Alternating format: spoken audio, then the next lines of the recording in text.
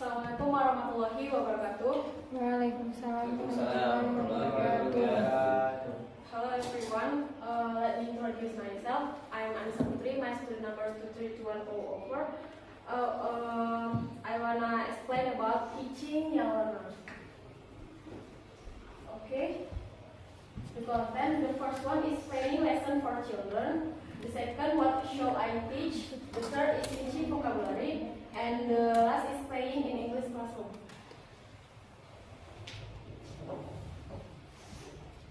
The first is a planning lesson for children. When planning a lesson for children, it can be either enjoyable and satisfying or incredible, challenging, depending on what resources and information you have to work with. If you have specific vocabulary or language point, you want to teach a basic structure for the lesson and a variety of engaging activities. Then planning the lesson can be an enjoyable process.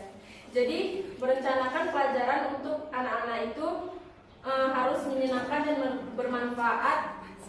Kalau tidak, kita akan sulit untuk merencanakan lesson planningnya. Jadi kita harus mengetahui kata atau bahasa spesifik yang ingin kita ajarkan kepada anak-anak dan garis besar dasar tentang bagaimana pelajaran akan berlangsung. Selanjutnya itu berbagi kegiatan menyenangkan untuk dilakukan bersama anak-anak. Jika kita tidak memiliki hal tersebut, kita akan kesulitan dalam mengatur planning lessonnya.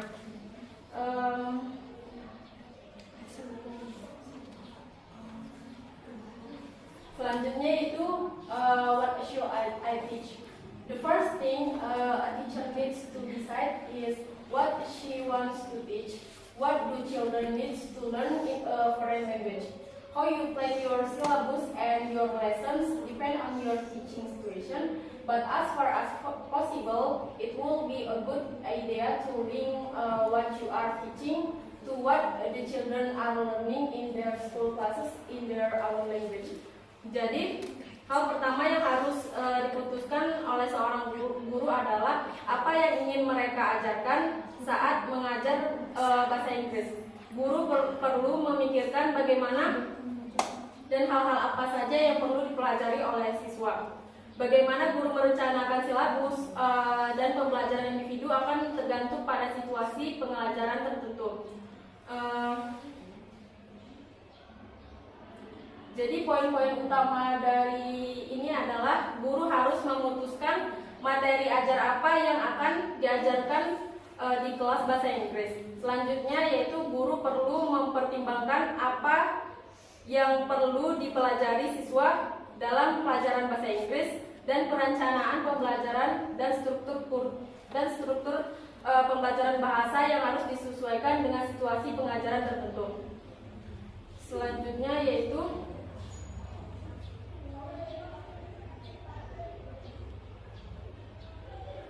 here are a couple of pointers to keep in mind when deciding what you are going to teach. The first one is vocabulary. It's best to group related to vocabulary words together as this make them easier for children to remember. Selanjutnya yaitu functional dialogue. These are the everyday phrases and expressions that children use like good morning, thank you, and let's play. And the third is listening. Children can often understand more of a foreign language than they can speak. It's important to do listening activities where they don't have to speak or repeat, but can just listen and learn. Jadi yang pertama yaitu vocabulary. Saat memilih vocabulary untuk diajarkan, yang terbaik adalah mengelompokkan kata-kata yang berhubungan satu sama lain. Hal ini memudahkan siswa untuk mengingat kata-kata baru. Selanjutnya itu functional dialog. Functional dialog ini adalah frasa dan ungkapan umum yang digunakan anak-anak dalam situasi sehari-hari, seperti good morning, thank you, and let's play. Selanjutnya yaitu listening. Anak-anak seringkali lebih memahami bahasa asing daripada berbicara bahasa ibunya. Penting untuk melakukan aktivitas mendengarkan di mana siswa tidak perlu berbicara atau mengulang, mereka hanya mendengarkan dan belajar. Selanjutnya yaitu grammar. Focus on teaching simple, useful grammar structures that children can use to make their own sentence. Include both statement and question or answer. Selanjutnya yaitu phonics or reading or writing. Children learn English need a lot of support as the sound and written letters may be new to them. Read similar sounds and letters together as this makes them easier to learn. And the sixth is culture. Children are interested in learning about how kids live in other countries, sharing information about other cultures, and children holidays can help them connect with the language. Oke, yang keempat yaitu grammar. Fokus pada pengajaran grammar yang sederhana dan berguna yang dapat digunakan siswa untuk membuat kalimat mereka sendiri. Sertakan juga pertanyaan dengan jawabannya. Selanjutnya yaitu phonics atau reading atau writing. Bagi anak-anak yang belajar bahasa Inggris, bunyi dan huruf tertulisnya mungkin baru bagi mereka. Namun memberikan banyak dukungan di bidang ini, ajarkan bunyi dan huruf serupa secara bersamaan. Karena hal ini akan memudahkan siswa untuk mempelajarinya. Nah, yang keenam yaitu culture. Anak-anak tertarik mempelajari bagaimana anak-anak hidup di negara lain. Berbagi informasi tentang budaya dan hari libur di negara lain dapat membantu siswa terhubung dengan bahasa yang mereka pelajari.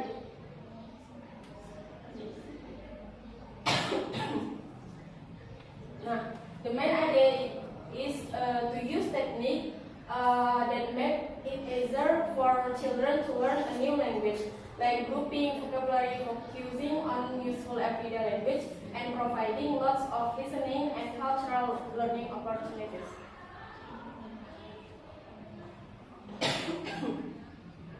Next yaitu teaching vocabulary. The first one, teach words that children are likely to come across often and that interest them. For example, for a child interested in cooking, words like recipe and ingredient would be useful and meaningful. The second is integrate vocabulary learning into the four language skill, yaitu listening, speaking, reading, and writing. For example, use new vocabulary words in a listening activity or have students refer to a word while when writing. Jadi, yang pertama dalam teaching vocabulary adalah ajarkan vocabulary yang mungkin sering ditemui oleh anak-anak dan menarik bagi mereka. Misalnya, jika seorang anak tertarik pada memasak, maka ajari mereka tentang kata-kata seperti resep dan cooking.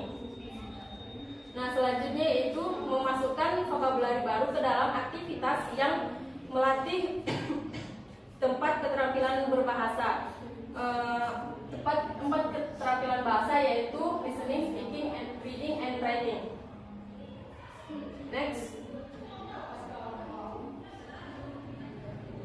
yaitu playing in English classroom. Games are fun and children enjoy playing them. This is a strong reason for including games in English language classes. Playing games is an important and natural part of how children grow and learn. Through games, children experiment, discover, and interact with their surroundings. Games add variety to a lesson and increase motivation by giving children a good reason to use the target language. Jadi belajar bermain game itu merupakan hal yang menyenangkan bagi anak-anak dan mereka sangat menikmatinya. Dalam alasan ini, mengapa game digunakan? Karena game sangat bagus untuk memasukkan permainan sebagai bagian dari pembelajaran bahasa Inggris. menambahkan permainan ke dalam pelajaran bahasa Inggris, memberikan variasi dan meningkatkan motivasi siswa dalam menggunakan bahasa asing. Nah, poin-poin pentingnya yaitu anak-anak sangat suka bermain game dan itu akan menjadikan game sebagai alat untuk dalam mengajar. Selanjutnya yaitu why use song to children. The first one is they are memorable and so makes students remember the language. The second is they can be great fun, and the biggest factor that makes them fun for the kids is how much the teacher likes them. So you have a perfect motivation for using your own favorite. The third is they allow for lots of repetition of the language without kids getting bored as long as you add variation. Vital for learning in small children. Jadi menggunakan song di dalam teaching English for young learners ini memudahkan children itu untuk mengingat dan memudahkan mereka mengingat vocabulary yang didengarkan mereka melalui lagu. Selanjutnya yaitu lagu bisa sangat menyenangkan dan faktor yang paling penting adalah sebagian besar siswa tersebut sangat enjoy di dalam pelajaran menggunakan lagu.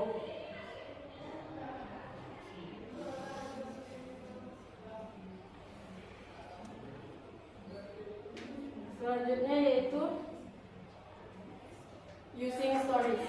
Stories are perfect for teaching young learners because children already love stories and are already motivated at the truth of listening to one. In addition to that, when children listen to the stories, they are able to internalize the language structure and will eventually begin to recognize words and phrases they hear in the stories. Jadi menggunakan cerita untuk mengajar pembelajaran itu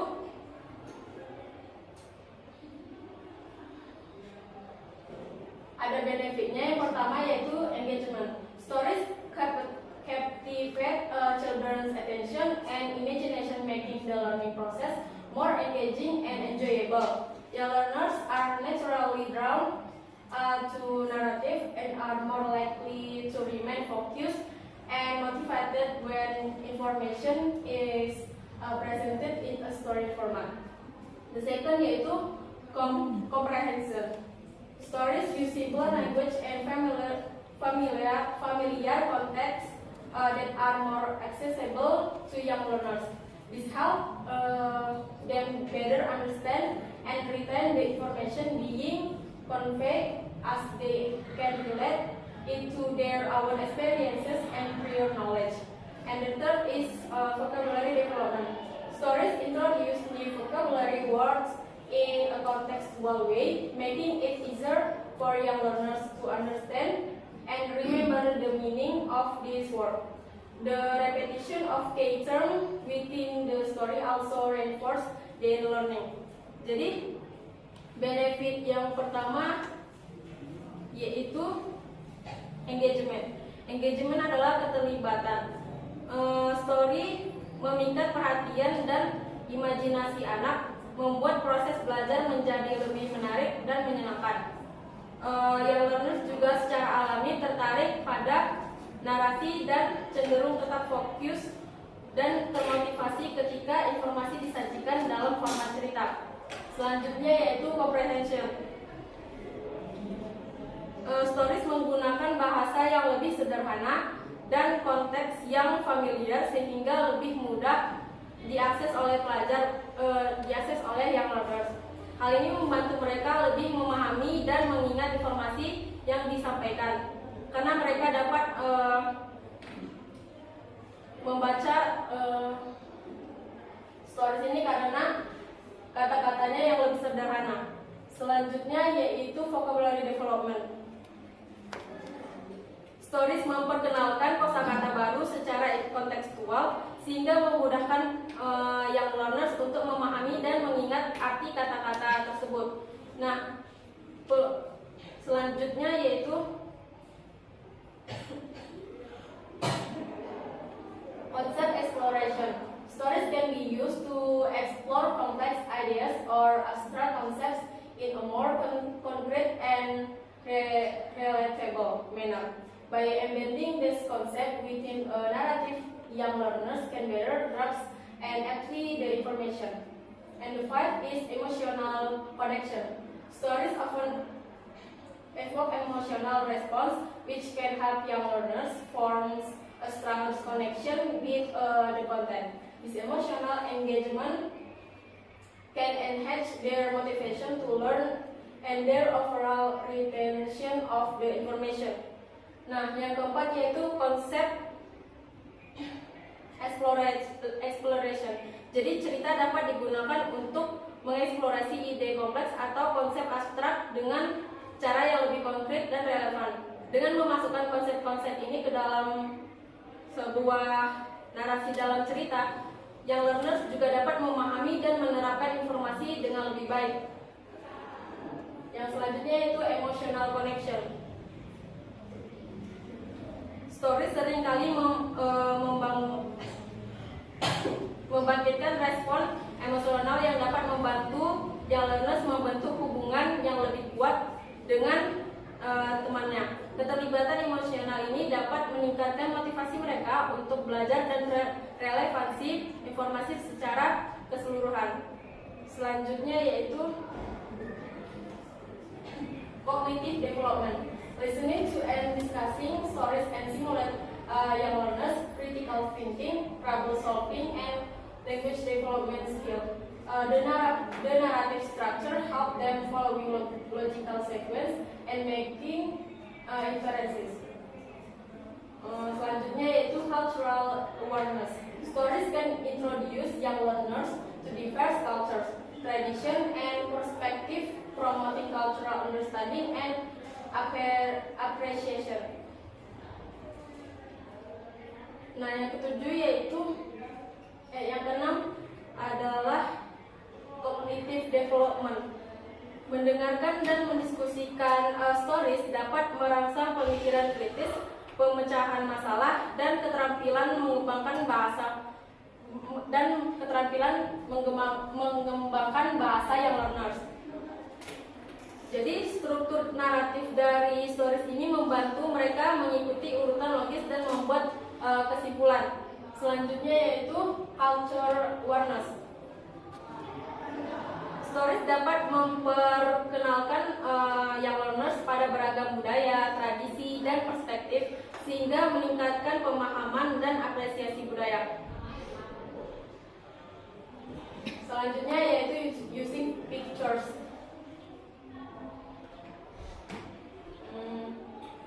Here are the benefits of using picture to teach vocabulary in simpler English. In young learners.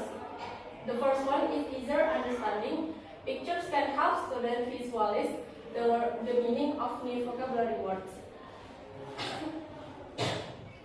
Students will find it easier to remember and understanding the words because they are linked to visual image. And second is increased attention and motivation. Using pictures can capture students' attention and interest in learning vocabulary.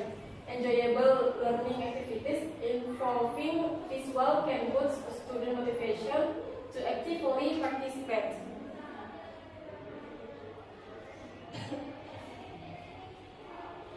Jadi, yang pertama adalah easier understanding.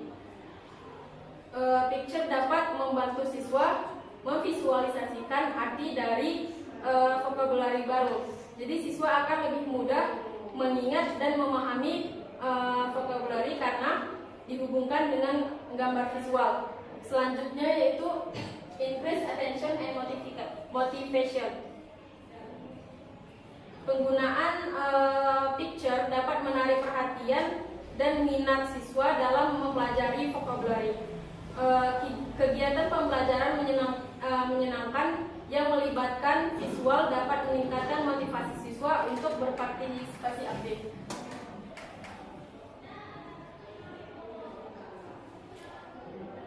And the last is the third is support meaningful learning. Associating picture with words helps students build a more meaningful connection between new vocabulary and their existing knowledge. This can facilitate deeper understanding and appropriate use of the vocabulary in context. Number 4, user teaching of abstract vocabulary. Picture can help concretize abstract concepts that are difficult to understanding through verbal explanation alone. This is useful for teaching vocabulary that is abstract or does not have a clear visual counterpart. By leveraging these benefits, using pictures in vocabulary instruction can improve the effectiveness of learning and help students master new words more successfully. Jadi, yang ketiga adalah support meaningful learning.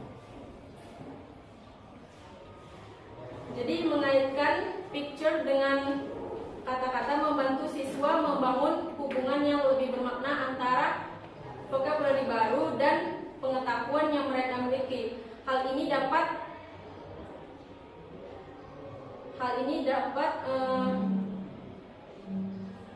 memfasilitasi pemahaman yang telah ada dan penggunaan kosakata yang tepat dalam konteks. Yang terakhir yaitu easier teaching of abstract vocabulary. Picture dapat membantu mengkonkretkan konsep-konsep abstrak yang sulit dipahami melalui penjelasan verbal saja. Jadi, picture ini berguna untuk mengajarkan vocabulary yang abstrak atau tidak memiliki dengan memanfaatkan picture ini, yang learners yang menggunakan picture ini dalam pembelajaran vocabulary dapat meningkatkan efektivitas pembelajaran dan membantu siswa menguasai kata-kata baru dengan lebih sukses. Oke, mungkin cukup sekian penjelasan dari saya. Apakah ada teman-teman yang ingin bertanya? Saya persilakan.